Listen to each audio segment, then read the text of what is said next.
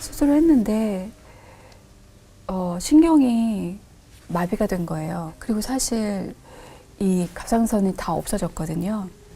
근데 이 감정의 이 기복이 너무 말도 안 되게 갑자기 감정이 막 올라갔다가 내려갔다가 막 제가 제 감정을 컨트롤할 수가 없는데 목소리는 안 나오니까 울지도 못해요. 이렇게 울고 있어요. 그러니까 정말 너무너무 힘들었어요.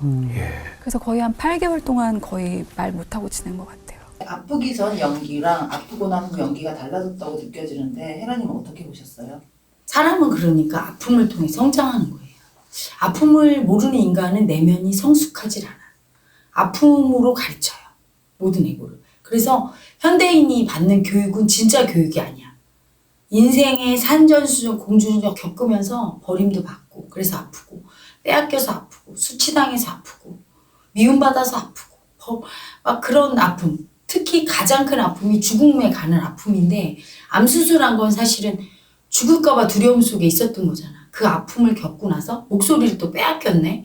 8개월이라는 시간 동안 그것도 보통 사람이 목소리 빼앗기면 괜찮은데 가수면은 목소리를 먹고 사는 사람인데 그런 아픔을 이제 겪으면서 성숙을 한 거죠. 근데 거기서 중요한 게 뭐냐면 사람이 아픔을 겪을 때 그 아픔을 온전히 받아들일 수 있어야 되는데 아무것도 의지할 것이 없으면 못 받아들여요. 그냥 절망하고 포기하거든. 그럴 때는 성숙이 되는 게 아니라 망가지죠, 사람이. 근데 이분은 다행히 종교가 있었어. 그래서 올바른 종교인들을 보면 자기가 아프고 고난 가운데 있을 때 그분, 자기가 믿는 그 신을 의지하지요. 의지하고 잘 인도하실 걸로 믿어. 이때 구원받는 거예요. 사실은 그 신이 외부의 신이 아니라 내 안에 신성이지만 그 이름을 어떻게 붙이든 그게 하나님이든 뭐 예수님이든 부처님이든 알라신이든 어쨌든 그 신에 대한 믿음과 간절함이 가장 생길 때가 언제냐면 아픔을 느낄 때야.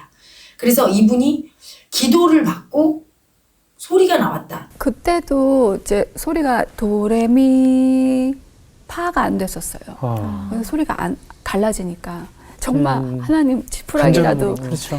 잡는 심정으로 찾아간 거예요. 사실은 그렇게 기도를 받고 다음날 이제 조식을 먹으러 호텔에 있었거든요. 그래서 갔다가 올라오면서 그 동생한테 나 자꾸 소리를 내보고 싶어. 자꾸만 여기 마음속에서 소리를 내고 싶은 마음이 계속 드는 거예요. 그래서 언니 내봐. 도레미파솔라시도 되는 거예요. 네. 그래서 걔랑 나랑 딱 얼음이 된 거예요. 와. 도레미파솔라시도 소리 지르고 도레미파가 안 됐는데 도레미파솔라시도가 됐다 이렇게 얘기하는데 그건 뭐냐. 그 기도의 효과도 있지만 내가 되게 간절했던 거야. 되게 아픔과 두려움과 간절함 속에 있을 때 내 기도를 응답하지요. 그건 기도를 해서 응답이 아니라 내가 아픔과 두려움과 그런 아주 큰 고통 한가운데 있을 때 이 고통을 막 미움으로 쓰지 않아. 미워. 왜 내가 이렇게 됐어? 내가 수술해서 이게 지금 무슨 꼴이야? 세상 다 없애버리고 싶어. 이런 미움에 있지 않고 이 아픔을 그냥 느끼는 가운데 살면 그 자체가 기도예요. 그리고 그런 인간을 가장 거룩하다고 얘기할 수 있어요. 막 거룩한 옷을 입고 나는 위에 있는 사람 이건 거룩이 아니고 진짜 거룩은 가장 아픔 속에 있고 가장 낮은 위치에 있어. 그리고 그런 위치에 그 아픔을 사랑받겠다고 집착 쓰면서 피하지도 않고 미움 쓰면서 이 아픔을 피하면서 남 불평불만하지도 않고 그냥 가만히 잠잠히 그 아픔 속에 있을 때 그 자체가 기도예요. 그래서 그렇게 간절한 그 아픔 속에 있으면서 가서 기도를 받을 때 얼마나 온몸으로 받아들였겠어.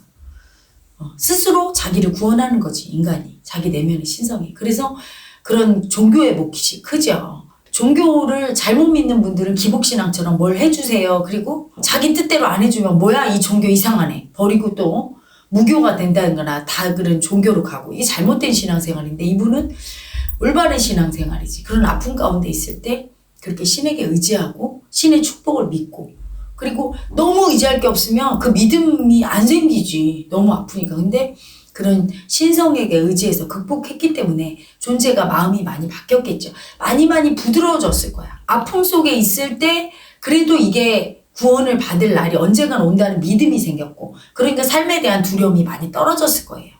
많이 내려가고 이제 하나님은 있구나 이렇게 의지하면서, 내 안의 신성을 의지하면서 사니까 훨씬 편안하고 여유롭고, 그리고 아픔을 겪어본 사람은 단단하지. 하나도 아픔을 겪지 않은 사람은 순진하다고 하죠.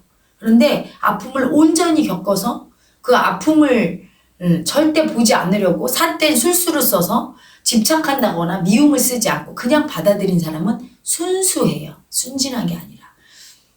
그럴 때 아주 진짜 강한 힘이 나오죠. 그렇게 변한 거예요. 그래서 지금의 상태는 아마 옛날보다 훨씬 더 여유로워서, 예전에는 내 아픔이 버거워서 남이 아픔을 가지고 오면 못 받아줬을 거야. 근데 지금은 남의 아픔을 좀 여유롭게 받아줄 수 있는 상태. 나도 이거를 10년을 해보면 너무 어리다고 생각할 거야, 이러면서. 당연하지. 근데 당신은 그 생각이 안 들어. 넌 아직 그럴 때가 아니야. 눈물 나려고 그래, 매일. 그래.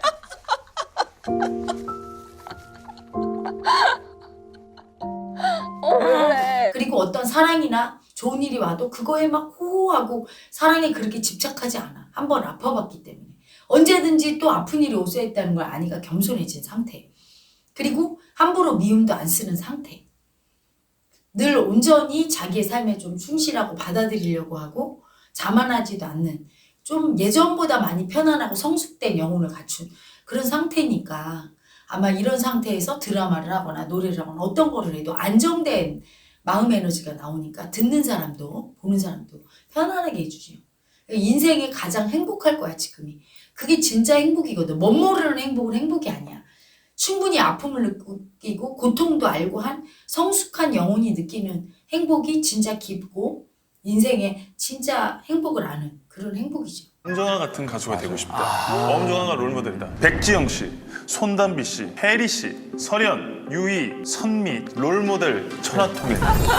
아니 선배님부터 후배까지 되게 다양해요, 층이. 선구자 역할을 하고 또 사람들이 이렇게 존경을 표하는 이런 연예인이 될 수 있는 원동력이 뭘까요? 순수한 마음이에요. 나는 깨달음으로 인도하고 마음을 인정시키고 가르쳐주고 같이 배우고 그런 마음 공부를 지도하는 스승이자 같은 도반으로 그 제자들을 이렇게 키워내는데, 제자들이 이렇게 보면 내가 18년 이 공부를 하면서 제자들을 키운 세월이 한 14, 15년이 되는데, 그 제자들 중에 살아남은 제자들을 보면 하나같이 낙오되지 않고 그래도 지금까지 마음 공부를 하는 제자들은 순수성이 있는 제자만 살아남았어요. 뭔가 그냥 순수해. 아기 같은 순수함이 한 구석에 있을 때 살아남아. 그게 전혀 없는 사람들이 있어요. 그 전혀 없는 건 어떤 거냐면 조금의 아픔과 힘듦을 안 받아들이려고 해. 그것만 오면 그냥 버리고 어떻게든 머리를 막 굴려서 사랑을 이렇게 받으려고 하고 피해가려고 그래. 아픔을 안 보고. 그리고 막 미움 쓰고 또는 집착 쓰고 하면서 계속 피하고 안 받아들이려고 그래. 그냥 순수하게 자기가 수치당하고 낮은 곳으로 떨어지고 미움받고 아픔 겪을 때 그냥 받아들일 수 있고 누구도 원망 안 하는 그 마음이 순수성이에요. 예를 들면 아주 순수한 애기들을 봐. 엄마가 혼내켜서 보면 이렇게 울어. 그냥 아픔을 받아들이는데 누구를 미워하지도 않잖아. 그래서 동네 어구에 가면 항상 예전에 보면 있잖아. 4-5살 된 애기 토끼 하나 들고 나와서 이렇게 너 왜 울어? 그렇게 하면 우리 엄마 내렸어요. 이렇게 하면 막 내가 그 귀여워서 손가락 너 입에 발이 빠져 막 이렇게 하고. 근데 그렇게 자기 아픔을 그냥 훅 이렇게 받아들이는 아기 마음. 근데 조금 크면 아기들이 어때요? 엄마한테 혼나면 고를 내. 아닌 척해. 학교 가서 또는 사람들 만났을 때 나는 안 아픈 척. 딱 버려. 내 마음을 버리기 시작하면서 그렇게 사랑받고 싶은데 사랑 못 받아서 아픈 자기 마음을 이렇게 드러내지 않고 자꾸 머리를 굴려서 자꾸 포장하고 자꾸 뺏으려고 해. 그 마음 안 보려고 자꾸.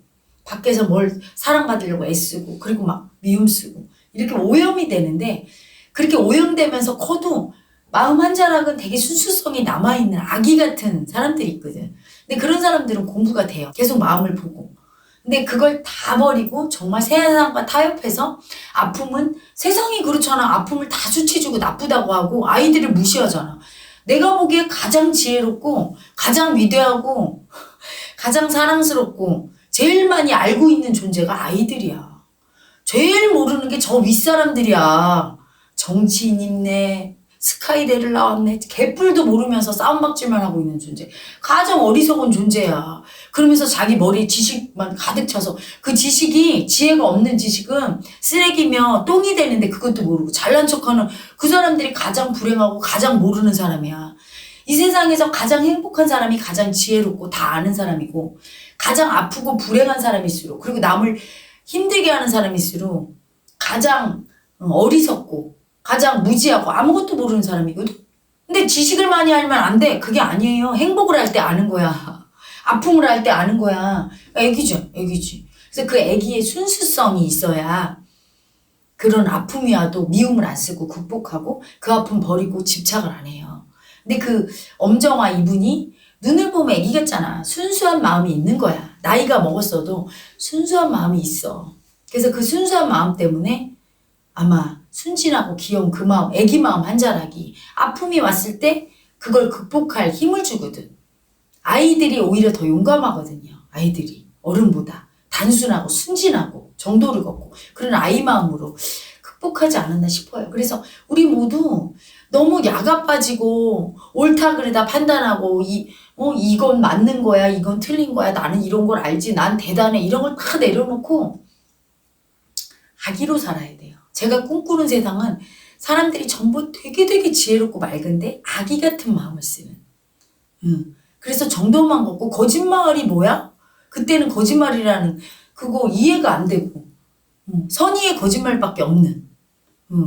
그리고 모두 다 자기 아픔을 순순히 받아들이면서 자기보다 아픔이 없는 사람이 행복하다고 하면서 질투하거나 미움 쓰거나 또는 자기 사랑받으려고 남을 밟고 올라서거나 이런 사람이 사라진 진짜 아기 같은 사람들의 세상, 순수한 세상을 꿈꾸는데, 그래서 이 마음공부를 하는데 그 순수성이 강할수록 그렇게 롱런도 할 수 있고 그렇게 살아남을 수 있고 남들의 존경도 받을 수 있고 그렇게 되죠. 끝내는.